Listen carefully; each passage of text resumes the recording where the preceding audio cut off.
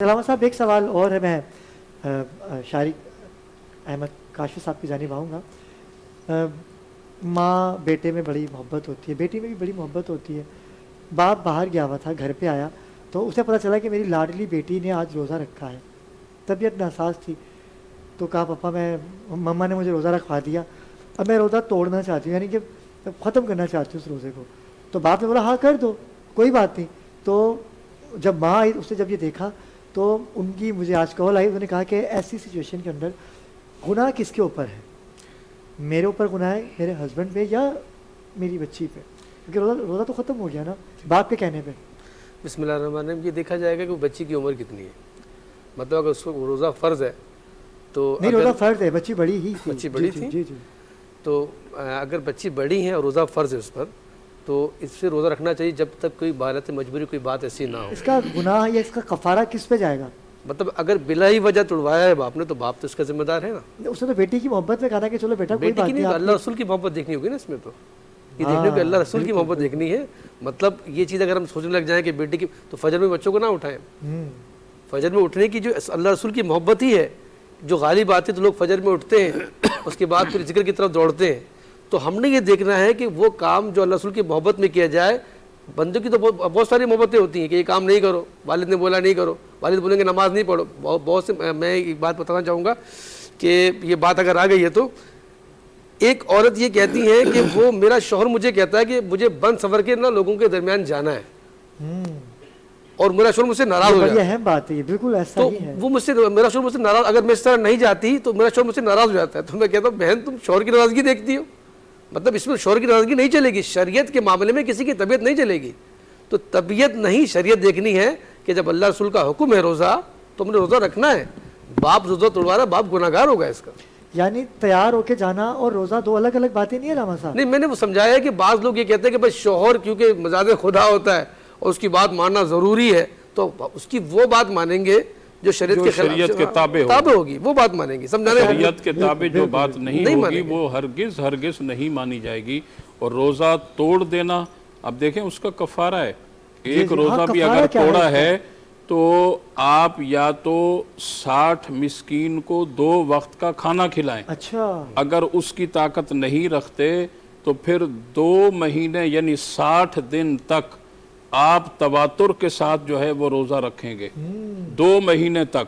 اچھا، اس میں اگر درمیان میں روزہ رکھتے ہوئے، ایک مثال دے رہا ہوں، 10 دن رکھ لیے، 11واں روزہ رکھنا تھا، چھوڑ دیا، اب ایسا نہیں ہے کہ پھر اگلے دن سے 11واں شروع ہو جائے گا، پھر دوبارہ سے پہلا روزہ۔ جی، پھر یہ دیکھیں تواتر کے ساتھ، یہ کوئی عام عبادت نہیں ہے، یہ اتنی بڑی جس کی جزا اللہ کہ تم میں خود ہوں، تو اس کی آپ دیکھیں اس کی وفاداری کتنی کرنی ہوگی۔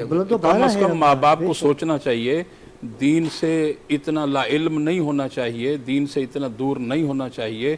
اسلامی تعلیمات انسان کو لینی چاہیے اور اسلام کے مطابق بیٹی رکھے گی 2 مہینے روزے، یہ بھی بڑی بات سوچ ہے، لیں، بڑی بات ہے۔ رکھے گی بیٹی 2 مہینے روزے، بیٹی نہیں باپ تو گناہگار ہے، لیکن جو 2 مہینے کے روزے وہ بچی پر ہے، باپ پر نہیں ہے۔ اچھا، یہ سوال جو تھا ابھی آدھا تھا، میں آدھا آپ کی طرف لے کے آؤں گا، کیونکہ میں نے کہا کہ تینوں سے ہی اس کا موقف جان لیا جائے۔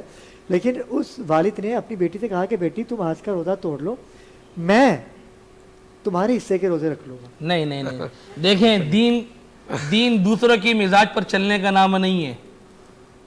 آپ عاقل ہیں، بالغ ہیں، عاقلہ ہیں، بالغہ ہیں۔ دین دوسروں کے کندھے پہ رکھ کر چلانے کا نام نہیں ہے۔ اگر دین دوسروں کے کندھوں پہ رکھ کر چلانے کا نام ہوتا تو حسنین کریمین پھر قربانی نہ دیتے دین کے لیے۔ وہ تو خود رسول خدا کے کندھوں پہ تھے، کیا بات ہے۔ ٹھیک ہے نا، ایک بات ہے، یہاں پر باپ نے بیٹی کو کہا میں رکھ لوں گا، کوئی بات نہیں، تم توڑ لو۔ باپ تو ہو گیا گناہگار، اس کو گناہ ہے، گناہ کبیرہ کے زمرے میں آئے گا، لیکن بیٹی گناہگار بھی ہے اور روزے کی قضا بھی رکھے گی، کفارہ بھی رکھے گی، دونوں کے لیے الگ الگ سزا ہے۔ جی جی، باپ کفارہ نہیں رکھے گا، اچھا، باپ پر کفارہ نہیں ہوگا۔ یہ باپ کا تو روزہ ہے، آپ کا تو روزہ تھا، لیکن بیٹی کے لاڈ پیار میں اس نے روزہ توڑوا دیا اور بیٹی نے جان مجھ کے توڑ دیا، تو اب بیٹی گناہگار بھی ہے اور روزے کی قضا بھی کرے گی، کفارہ بھی رکھے گی، اور قضا 1 روزہ رکھے گی اور کفارے کے 2 مہینے لگاتار روزے رکھے گی، یعنی پورے 61 روزے رکھے گی۔ 61 روزے وہ رکھے گی، تب جا کے اس روزے کا حق پھر بھی ادا نہیں ہوگا۔ رمضان کے روزے کا ثواب اس کو پھر بھی نہیں ملے گا۔ اچھا، اعتکاف ابھی ہوگا، جی موبائل فون کا دور ہے. اچھا پہلے وقتوں میں ہوا کرتا تھا کہ ایک پردہ لگ جاتا تھا, موبائل فون تو تھے نہیں, جی تو جو بھی ضرورت کی چیزیں ہوا کرتی تھی وہ پردے کے نیچے سے دے دی جاتی تھی.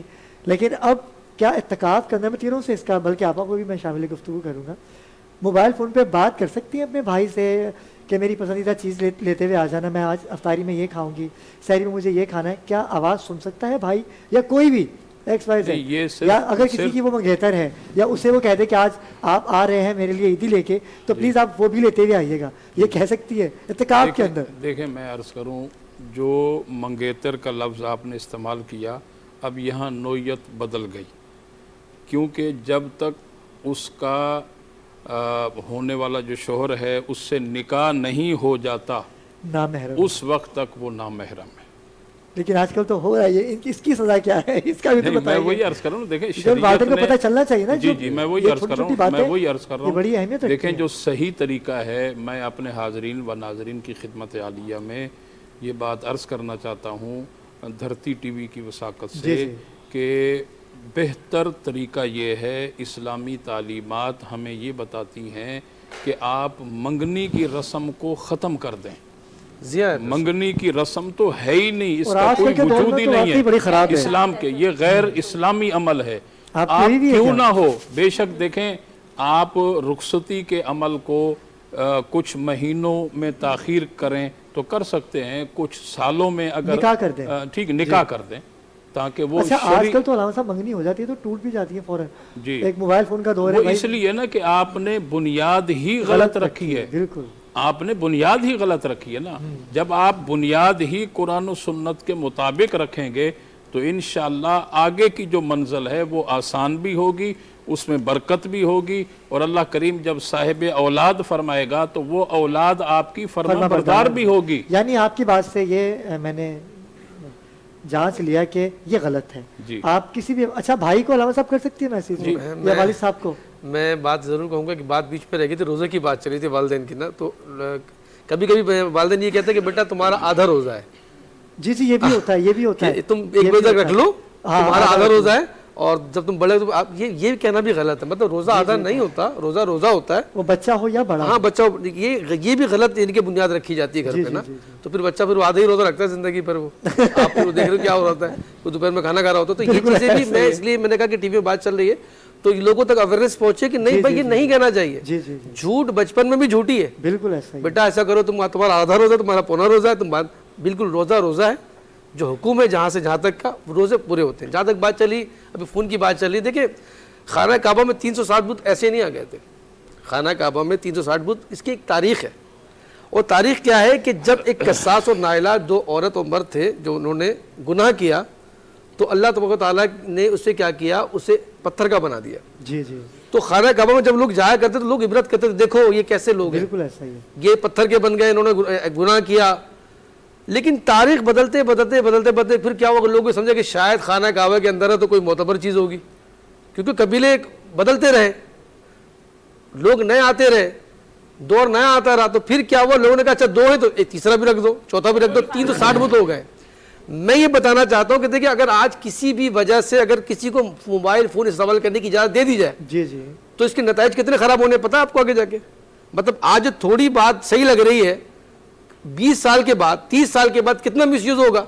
تو ہم اس کو اسی جگہ روکیں گے, اس لیے روکیں گے کہ غیر ضروری طور پر بھی ویسے استعمال نہ کریں. اجازت تو ہے لیکن کیوں استعمال کریں گے ہم اسے.